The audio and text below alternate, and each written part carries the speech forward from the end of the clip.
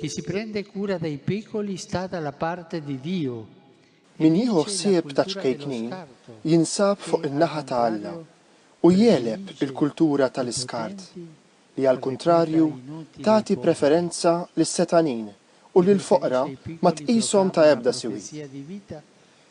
Min jippreferi lil foqra qed ixandar profezija ta' ħajja kontra l-profeti tal-mewt ta' kull żmien, anki tal-lum, li jarmu n-nies, jarmu tfal, l-anzjani, għax dawn ma jiswewx għalihom. Meta kont għadni żgħir, l-iskola kienu jgħallmuna l-istorja tal-Ispartani. Dejjem laqatni dak li kienet tgħidilna l-għalliema li meta kienet titwieled tarbija b'deformazzjoni fiżika, kienu jaħduha fuq il-quċċata tal-muntanja u jarmuha minn hemm fuq għal isfel biex ma jkunx hemm xkejknin bħal dawn.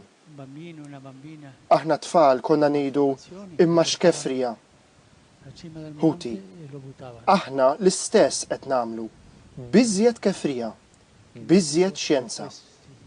Dak li ma jserviniex, dak li ma jipproduċix, jiġi mormi. Dini il-kultura tal-iskart. Iċ-ċkejknin illum mhumiex mixtieqa. Con più crudeltà, con più scienza, quello che non serve, quello che non produce,